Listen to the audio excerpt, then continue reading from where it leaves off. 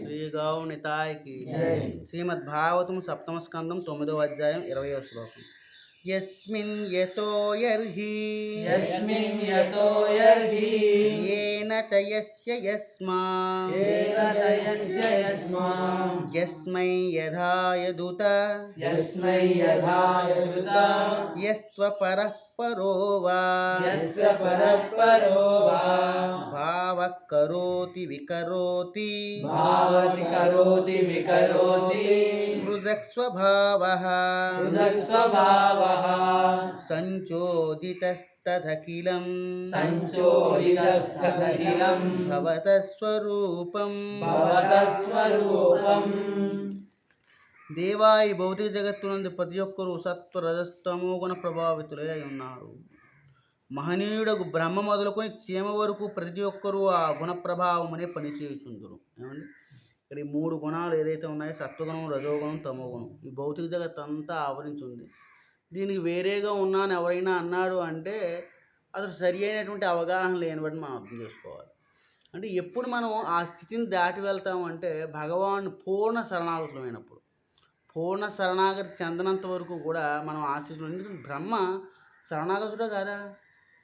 శరణాగతుడే. బ్రహ్మ పూర్తిగా భగవాను చేత ఒక అద్భుతమైన కార్యం నియుక్తం చేయబడ్డాడు.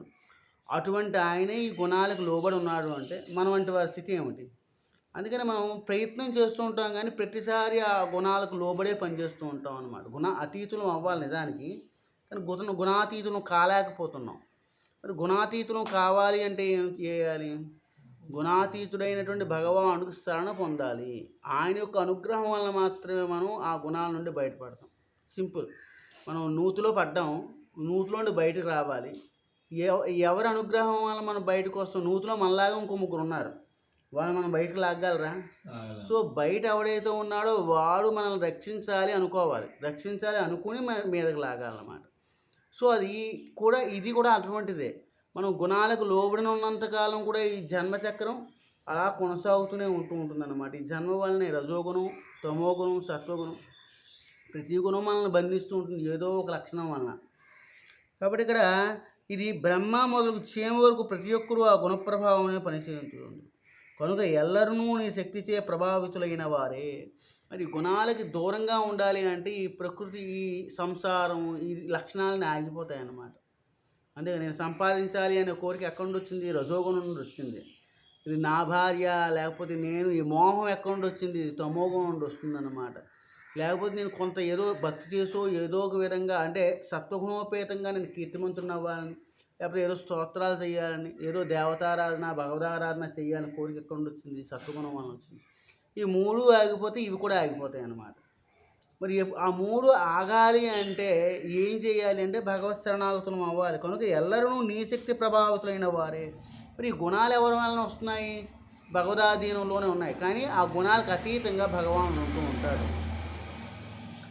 ఏ కారణం వారు పనిచేయుచున్నారో, ఎచ్చటి పనిచేయుచున్నారో, ఏ సమయమున పనిచేయుచున్నారో, ఏ జీవిత లక్ష్యము చరమని భావించి పనిచేయుచున్నారో ఆ లక్ష్య సాధన విధానంలో నేను నీ స్వరూపమే.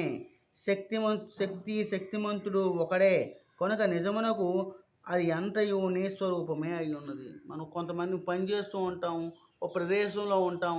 వీటన్నింటికీ మూలం ఎవరు అంటే భగవాన్ యొక్క చిత్శక్తి యొక్క అధీనంలో ఇవన్నీ చేయబడుతున్నాయి. అందుకే ఈశ్వర పరమకృష్ణ సచ్చిదానంద విగ్రహ అనాధిరాధిర్గోవింద సర్వకారణక.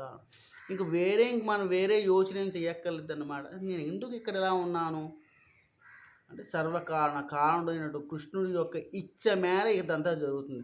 మరి బ్రహ్మ ఎందుకు ఆవిర్భవించాడు? బ్రహ్మ ఎందుకు సృష్టి చేస్తున్నాడు? లేకపోతే శివుడు ఎందుకు లయింపు చేస్తున్నాడు? మీదకి వెళ్ళినా సరే అది కూడా కృష్ణుడి ఇచ్ఛానుసారం జరుగుతుంది. ఏమండి, కాబట్టి ఇక్కడ ప్రతీది కూడా భగవాను యొక్క అధీనంలోనే జరుగుతుంది. ఇక మరి భక్తి అంటే ఏమిటి? ఇక్కడ మనం ఎప్పుడు ఈ గుణాలకు అతీతం అవుతాం అనే దానికి ఒక ఉదాహరణ చెప్తున్నాను అన్నమాట. సర్వోపాధి వినున్ముక్తం తత్పరత్వేన నిర్మలం హృషీకేశ సేవనం భక్తి రుచ్యతే. భక్తి వలన మాత్రమే ఈ గుణాలను దాటగలము. అది ఎలాగా? హృషీకేశ సేవనం. మన ఇంద్రియాలన్నీ కూడా ఈ గుణాలకు లోబడి ఈ గుణాలను అనుసరించి మన కోరికలు ఇవన్నీ కూడా తీర్చుకుంటూ ఉంటాం. మరి ఈ ఇంద్రియాలని పరిశుద్ధం చేయాలి, శుద్ధి చేయాలంటే ఏం చేయాలట? హృషీకములు అంటారు ఈ ఇంద్రియాలని. హృషీకేశుని యొక్క సేవలో ఈ హృషీకములు పనిచేసినప్పుడు అవి పవిత్రం అవుతాయి. చూడండి, మనం ఏదైనా జడపదార్థాన్ని అంటే చూడండి, మనం శంఖం ఉంది, శంఖం ఇంత పూర్వం అందులో ఒక జీవి ఉండేది.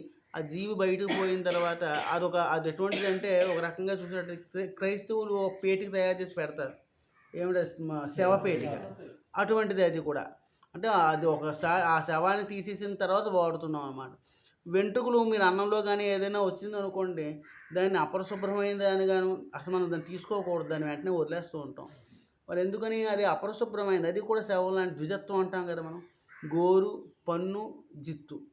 మన గోళ్ళు పళ్ళును ఎక్కడ అన్నాల్లోకి వాటిలోకి రావు, కానీ జిత్తు ఊరకనే వస్తుంటుంది, ఊరకనే రాలిపోతుంటుంది. కాబట్టి దాన్ని మనం ఏం చేస్తాము? తీసుకోము.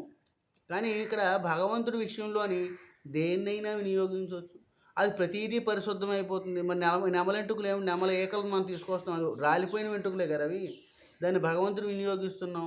తర్వాత చామరం, ఆ చామరీ మృగానికి ఉండేటువంటి వెంట్రుకలు అన్నమాట, అంటే జడలబర్రి అంటారు సార్, ఆ వెంట్రుకలు తీసుకొచ్చి మనం భగవంతుడికి వీస్తున్నాం. మరి ఇవన్నీ పవిత్రం ఎలా అవుతున్నాయో అలాగే మనం కూడా పరిశుద్ధం అవుతాం అన్నమాట. ఇక్కడ అందుకని హృషీకేశ సేవనం. భౌతిక ఉపాధులను పరిత్యజించి సర్వోపాధి వినిర్ముక్తం అంటున్నారు భక్తి అంటే. భౌతిక ఉపాధులను పరిత్యజించి, మనకు అనేక ఉపాధులు ఉన్నాయి. ఏమిటది? నువ్వు భర్తవి, లేకపోతే కొడుకుని, తండ్రిని, ఇంకా అనేకం. ఇంకా నేను ఒక ఉద్యోగస్తున్నా, నా ధర్మం నేను చెయ్యాలి కదా, నేను ఉద్యోగం మానేస్తే ఎలాగా, నేను సెలవు పెడితే ఎలాగా, లేకపోతే నేను షాప్కి వెళ్ళకపోతే ఎలాగా, అనేకం. ఇవన్నీ కూడా ఇటువంటి ఉపాధులు ఏవైతే ఉన్నాయో ఈ ఉపాధులన్నింటినీ కూడా వినిర్ముక్తం, పరిత్యజించాలి. సాక్షాత్తుగా భగవంతుని అధీనమునే పనిచేసినప్పుడు మనుషుడు ఆధ్యాత్మిక జీవనం జాగృతము కాగలడు. ఆధ్యాత్మిక జీవనం అంటే 3 గుణాలకు అతీతమైంది. మరి ఈ 3 గుణాలకు లోబడి ఉన్నది ఏమిటి అంటే, ఇప్పుడు మనం చెప్పుకున్నటువంటి ఉపాధులన్నీ కూడా ఈ గుణాలకు లోబడి ఉంటాయి. మరి ఈ గుణాలని దాటి మనం పని చేయాలి అంటే మనకు నిజమైనటువంటి వృత్తి ఏమిటండి? భగవత్ సేవకులము. దాన్ని వదిలేసి అన్ని ఉపాధుల కోసం చెబుతూ ఉంటాం. నువ్వు ఎవరివి అంటే, నేను భక్తుడిని, అంటే భగవత్ సేవకుడిని అనే విషయాన్ని మర్చిపోతాం. దానికి ఇచ్చేటువంటి విలువ చాలా తక్కువ ఉంటుంది. కాబట్టి మనం ఇక్కడ లోబడిపోయి ఉన్నాం. అందుకని ఈ జననమరణ చక్రంలో నీకు ఇష్టం లేదు, ఈ ఉపాధిని విడిచిపెట్టడం నీకు ఇష్టం లేదు, ఆ ఉపాధిని ఆశ్రయించడం నీకు ఇష్టం లేదు, కాబట్టి ఇక్కడే ఉంచుతాం అన్నమాట. హరే కృష్ణ. శ్రీల ప్రభుపాదకి జై, శ్రీ గౌర్ నితాయ్కి జై.